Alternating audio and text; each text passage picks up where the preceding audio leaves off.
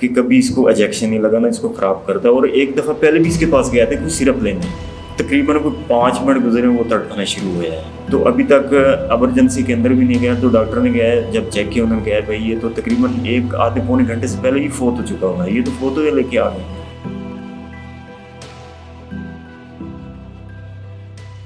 बिस्मिल्लाहिर्रहमानिर्रहीम। नाज़रीन, आज हम आपके सामने एक दर्दनाक स्टोरी लेकर हाजिर हुए हैं। मेरे साथ आज बैठे हुए हैं मोहम्मद अली साहब। इनका ताल्लुक ज़िला जंग से है, ज़िला जंग के एक गाँव से है। इनके साथ ट्रेजेडी क्या हुई है, इनका 9 साल का बेटा था सुहेल, वो बीमार रहता था। उनको डॉक्टर के पास ले जाया गया, छोटा था। तो डॉक्टर की तरफ से उसका इलाज किया गया और डॉक्टर ने कहा कि इसको कभी भी ज़िंदगी में इंजेक्शन नहीं लगवाना।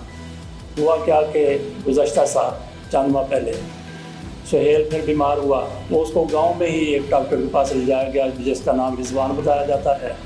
मोहम्मद अली के मुताबिक वो अताई डॉक्टर है। मोहम्मद अली साहब लाहौर में एक घर में ड्राइविंग करते हैं। इससे आप अंदाज़ा कर लीजिए कि ये कितने पावरफुल होंगे, कितने ताकतवर होंगे और कितने अमीर होंगे। तो इनकी गैर मौजूदगी में ये लाहौर में होते हैं। तो घर में बच्चा बीमार हुआ, उसको मकामी डॉक्टर के पास ले जाया गया। तो डॉक्टर ने इंजेक्शन देने की कोशिश की तो डॉक्टर को मना किया गया कि डॉक्टरों ने मना किया हुआ है कि इसको किसी हाल में भी इंजेक्शन नहीं देना। लेकिन इसके बावजूद डॉक्टर रिजवान ने कहा कि नहीं, ये मसला ऐसा है कि इंजेक्शन देना ज़रूरी है। तो डॉक्टर साहब ने इंजेक्शन लगा दिया और उसका रिएक्शन हुआ। बच्चे की तबीयत बहुत ज़्यादा ख़राब हो गई। तो डॉक्टर रिजवान ने मामले को सुलझाने की कोशिश की, मज़ीद भी दवाइयाँ देता रहा, सिरप वगैरह भी दिया। 1 घंटे के बाद ये लोग अपने बच्चे को लेकर झंग हॉस्पिटल चले गए, सिविल हॉस्पिटल चले गए, DHQ। तो वहाँ पे उन्होंने कहा कि बच्चे की डेथ हो चुकी है, तकरीबन 1 घंटा हो गया, बच्चे की डेथ हो चुकी है। तो ये मामला लेकर फिर इन्होंने दरख्वास्तें वगैरह भी दी। ये कहा कि अताई डॉक्टर है, मामला हेल्थ कमीशन में चला गया मुल्तान में। तो अभी उन्होंने मामला लाहौर में भिजवाया हुआ है। देखते हैं इस पर क्या फ़ैसला आता है। तो हम सिर्फ स्टोरी की हद तक कि इनके साथ क्या हुआ, इनका दुख दर्द आपके सामने लाने के लिए वीडियो कर रहे हैं। तो मोहम्मद अली साहब से पूछते हैं कि इनके साथ क्या हुआ। ये पूरी की पूरी आपको स्टोरी बताएंगे और ये भी बताएंगे कि डेथ सर्टिफिकेट किस तरीके से जारी कर दिया गया और कौन कौन लोग इस मामले में मिले हुए थे। तो बात करते हैं मोहम्मद अली से। अस्सलाम वालेकुम। मेरे गांव का नाम सर ज़िला जहांगी मौज़ा कादरपुर बख्शिया है। तो वहाँ पे मेरी रिहाइश है और इधर मैं लाहौर में जॉब करता हूँ। तो बेटा मेरा सुहेल जो है उसको तकरीबन शुरू से ही उसका इंजेक्शन का मसला होता था। तो डॉक्टर ने कहा है कि कभी इसको इंजेक्शन नहीं लगाना, क्योंकि एक दफ़ा इसी तरह ही मौत से निकला हुआ है। तो खैर जब भी कोई मसला उसको होता है, हम सिर्फ उसको सिरप या कोई पैराडोल इस तरह हम देते हैं, तो उससे बेहतर होता है। तो हमारे पास एक वहाँ पर डॉक्टर रिजवान, वो कहीं 6 महीना उसने ट्रेनिंग की है, आके क्लिनिक बनाई, हॉस्पिटल एक किस्म का बना लिया है गाँव में। तो तकरीबन 2 साल हो गए इसकी हॉस्पिटल बनाए हुए हैं। तो बीवी मेरी ले गई, छोटा भाई था कि इसको हमें ना कोई पैराडोल या कोई सिरप दे दें ताकि हम ना कल हमारे से दूर है हॉस्पिटल, तो कल हम ना हॉस्पिटल ले जाएंगे। तो खैर उसने कहा कि बुखार चेक किया है, बुखार था 104 पे। तो उसने फिर पट्टियाँ करवाई हैं, तकरीबन 20 मिनट पट्टियाँ लगी रही। फिर उसने चेक किया बुखार ठीक है, टूट गया है, तो इंजेक्शन लगाना है। तो बीवी मेरी भाई मेरे ने कहा है कि नहीं इंजेक्शन नहीं, हमें तो बिल्कुल मना किया हुआ है कि कभी इसको इंजेक्शन नहीं लगाना, इसको ख़राब करता है। और एक दफ़ा पहले भी इसके पास गया था कुछ सिरप लेने, तो रोका हुआ है। आगे नहीं, कुछ नहीं होता मेरी बहन, ये कभी कभी इंजेक्शन ख़राब करता है, ये नहीं रोज़ ख़राब करता है। तो इस तरह नहीं है, आप मेरी बहन है, मेरा ही बेटा है। इस तरह मतलब जिस तरह होता है एक रियासत दिया और इंजेक्शन लगा दिया। तकरीबन कोई 5 मिनट गुजरे वो तड़पना शुरू हुआ है। तो फिर उसने दूसरे एक लगाया, जी मैं इसका जो अंदर कोई जहर है मैं उसका लगाता हूँ। और मज़ीद वो तकरीबन कोई दूसरे इंजेक्शन के बाद ना कोई 5-10 मिनट बाद वो बेहोश हो गया। उसको फिर होश नहीं रही, थोड़ी उल्टी की है, बेहोशी हो गया। तो खैर काफ़ी शोर शराबा मेरे भाई ने किया है, बीवी ने किया है, भाई या हमें बताएं या हमें कहीं ले जाइए, क्या करना है। और रिजवान जी वो अपनी पहले तो गाड़ी साफ करता रहा, फिर उसके बाद तकरीबन आधे के पौने घंटे बाद उसका एक भाई है जो दोनों उस वक्त काम कर रहे थे, उसने उसको साथ भेजा है। तकरीबन वो रास्ते फिर क्या कहते हैं, एक बड़ा भाई मेरा था वो गाड़ी में बैठ गया। फिर जैसे ही हॉस्पिटल पहुँचे तो अभी तक एमरजेंसी के अंदर भी नहीं गया, तो डॉक्टर ने कहा जब चेक किया उन्होंने कहा भाई ये तो तकरीबन एक आधे पौने घंटे से पहले ही फोत हो चुका होगा, ये तो फोत हुए लेके आ गए। तो खैर चले गए वापस। मैं लाहौर में था, जॉब करता था, तो मुझे इतला मिली। मैं जब गया हूँ तो तकरीबन कोई रात को ही पहुँचा हूँ। मेरे जाने के 20 मिनट बाद दफना दिया। तो 5वें-6वें दिन मुझे पूरी स्टोरी सारी जो बातचीत है, ये जो वाक़ई मुझे सारा पता चला। अच्छा, ये किस तारीख का वाक़या है? ये है किस तारीख को?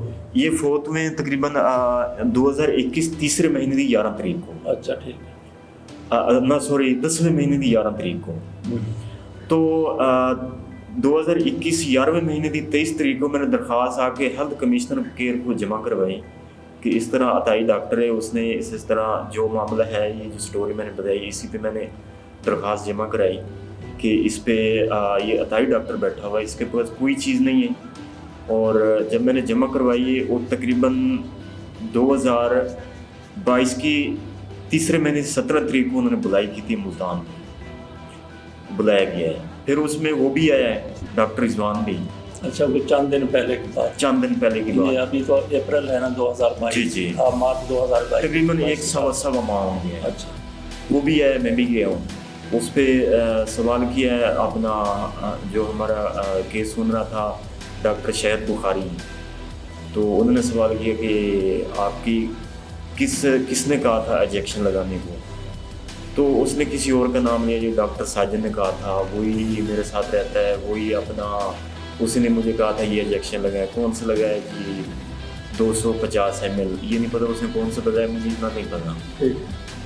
तो उसको भी उन्होंने फिर समन भेजा कि हम भेज रहे हैं ताकि वो आके पेश हुए। तो आप के कोई लाइसेंस आखिर नहीं, मैं तो ट्रेनिंग कर, मुझे वो ट्रेनिंग दे रहा है, तो रजिस्टर करवाइए आपने क्लिनिक। कहता है नहीं, कोई नहीं करवाई। मुझे उस्ताद ने कहा था कि खैर करवा लेंगे। अच्छा, वैसे इस तरह के क्लिनिक जो है ना, हमारे गांव में भी कई देहात में ऐसे लोग बना लेते हैं क्लिनिक। ऐसे ही है? हाँ, बिल्कुल। तो खैर उनके पास कोई डिग्री वगैरह नहीं होती किसी डॉक्टर के, शायद कोई कागज वगैरह लेके वो बना लेते होंगे। बिल्कुल ऐसे ही है, इनके पास तो बिल्कुल कोई कागज ही नहीं। लोग काफ़ी जाते हैं वहाँ पे भी, आराम भी आ जाता है लोगों को। बिल्कुल ऐसे ही है। तो और कोई सीरियस केस हो तो वो आगे भेज देते हैं। हाँ जी, बिल्कुल ऐसे ही है। और इसके पास तो कोई मतलब ना कोई कागज नहीं निकला, कोई डिग्री, कोई लाइसेंस, कोई चीज़, सिवाय वो जो डॉक्टर साजिद बुलाया उसने, जिनको कोई पैसे दे कर डिग्री खरीदा है, डिग्री उनकी खरीदी है, वो ही डिग्री थी जो जमा करवाई। फिर 17 तारीख अगली पड़ गई, चौथे महीने की 17 तारीख 14 तारीख, जिसमें मेरी बीवी को, मेरे भाई को, मुझे और डॉक्टर साजिद को सबको तलब के बुलाया गया मुल्तान में। और मुल्तान आपका डिवीज़न है? डिवीज़न, जी बिल्कुल। जिसमें डॉक्टर रिजवान के जो पिछले बयान थे वो हो गए, उसको उन्होंने बाहर बिठाया, डॉक्टर साजिद बुला लिया। उस पर सवाल वकील ने किया तो पूछा गया कि कोई कागज़ थे अपना, शायद बुखारी ने पूछे कि ये तैयार किए हैं, कहते नहीं। तो उन्होंने फिर कहा कि ये कोई मजाक तो नहीं है, कोई चीज़ आप तैयार करके नहीं लाए। जब वो सवाल जवाब उस पर शुरू हुए तो वकील ने सवाल किया कि अनलीगल चला रहे हैं क्लिनिक? कहते हाँ। तो कहते ये किस तरह हो सकता है, 2 साल हो गए और इतना एक बड़ा वाक़या हो गया, उस वाक़े के बावजूद ही अभी तक अनलीगल चला रहे हैं, तकरीबन 8 माह 10 हो रहे हैं, तो अभी तक वैसे ही चला रहे हैं, ये किस तरह चला रहे हैं। उसमें फिर डॉक्टर जो हैं अपना शाहिद बुखारी, वो भी हुए हैं कि जो मेरा केस सुन रहे हैं, वो भी हुए हैं कि भाई इस तरह तो नहीं चलानी चाहिए। अच्छा, शाहिद बुखारी, डॉक्टर शाहिद बुखारी, वो कमीशन जो बनाया उन्होंने, वो कमीशन जो बैठाया, जी बिल्कुल। अच्छा, उसके वो, हाँ जी, वो भी बोले बिल्कुल, हेड है जो अपना ये केस सुन रहे हैं, तो सुन चुके हैं, बल्कि जी सुन चुके हैं बिल्कुल। तो उस बाद उस पर जो है जो डॉक्टर आया हुआ है, क्या कहते हैं, जिन्होंने डिग्री पेश की है, डॉक्टर साजिद, उस पर सवाल किया कि जिस आप उनके साथ क्या करते हैं? कहता है कि वो हम पार्टनर हैं, मैं रिजवान से पर पेशेंट 150 लेता हूँ, ठीक है। जिसमें पिछली तारीख पे रिजवान बयान कर गया था कि मैं 200 देता हूँ अपना पर पेशेंट अच्छा। अपने पल्ले से। तो फिर उसने डॉक्टर साजिद ने कहा कि नहीं मैं तो थोड़ी देर बाद कहता है नहीं जी मैं तो पेशेंट से लेता हूँ 150। बहरहाल ये बयान लिखे गए। फिर उससे पूछा प्रॉपर्टी किसकी, कहता मुझे नहीं पता, रिजवान को पता है। तो उन्होंने कहा कि आपको पता नहीं प्रॉपर्टी किसकी है, तो आप वहाँ पे क्लिनिक बना के बैठे हैं, आप कह रहे हैं कि हम मिल के कर रहे हैं, तो आपको पता ही नहीं प्रॉपर्टी किसकी है। कहता नहीं मुझे नहीं पता।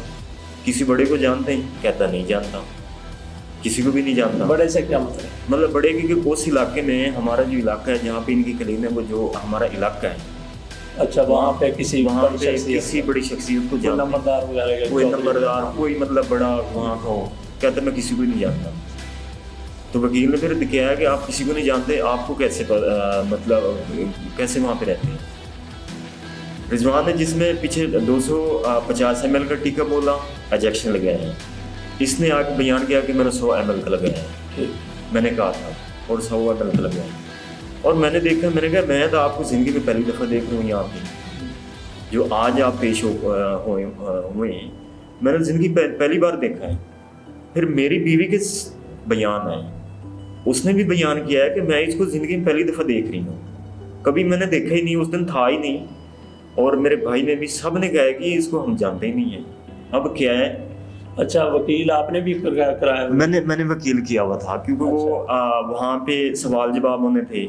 तो फीस कितनी दी वकील को? बेचारे को फीस मैंने 5-6 हज़ार दी है। अच्छा, ज़्यादा नहीं दी, जितनी थी मैंने उतनी। अच्छा, वो कोऑपरेट कर रहे हैं? हाँ जी, और दूसरा वो जो कमीशन की हेड कर रहे हैं वो भी कोऑपरेट कर रहे हैं। कोऑपरेट से मतलब कि आपको नज़र आ रहा है कि वो आप जो करेंगे वो सही फैसला होगा? मुझे बिल्कुल तसल्ली है, शायद जो फैसला तो उनकी तरफ से हो गया, अभी यहाँ पे आया है तो जी लाहौर में ही होगा। हाँ, तो वो सुना देंगे।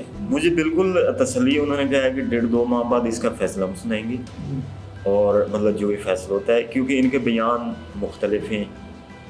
अब दूसरा जो डॉक्टर आया है, अपना क्या नाम है, डॉक्टर साजिद। अच्छा साजिद, हाँ। डॉक्टर साजिद आया है पैसे लेके, उसको ज़हर इन्होंने पैसे खिलाए, आप पैसे लें, हमारा किसी तरीके हमें बचाएं।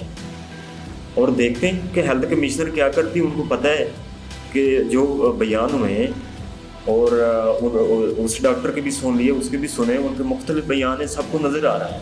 ठीक है, तो क्या आगे फैसला आता है? अच्छा, तो वो आप डेथ सर्टिफिकेट का जो कह रहे थे, डेथ सर्टिफिकेट मैंने पुल खाने से तीसरे दिन मैंने जाके डेथ सर्टिफिकेट के लिए गया। हमारा यूनिक काउंसिल छत्ता है, जिसमें हमारे एक अनवर है बलोच, बड़े अरसे का वहाँ पे, वो बड़े सालों से वहाँ पे सेक्रेटरी है। अच्छा, जो ये ना दर्ज करने, डेथ सर्टिफिकेट दर्ज करने, मतलब जो यूनिक काउंसिल में है, तो उसको मैंने बोला है कि मैंने डेथ सर्टिफिकेट बनवाना है। उसने मेरे से पूछा क्या हुआ है बच्चे को, मैंने कहा उसको इंजेक्शन लगाए ख़राब किया, उसकी वजह से उसकी डेथ हुई है।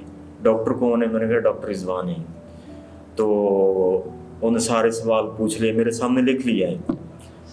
तो जब मैं हेल्थ कमीशन पे आए, ये जो हम 10 दिन पहले, तो डेथ सर्टिफिकेट को जब चेक किया तो ऊपर लिखा हुआ है कि नॉर्मल बुखार की वजह से डेथ हुई है।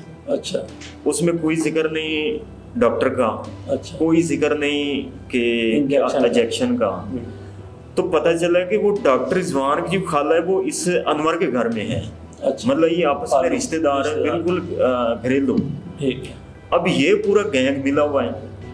अब मेरी दरख्वास्त है वज़ीर आला, वज़ीर आज़म शहबाज शरीफ से, वज़ीर आला हमज़ा शरीफ से, मैंने पहले तकरीबन 1 माह हो गए मैंने लेटर भेजे थे इसी केस के, वज़ीर आला हाउस को, गवर्नर को, और IG पंजाब को, RPO फैसलाबाद और DC जंग को, कि इस मामले में मेरी देखा जाए और एक्शन लिया जाए।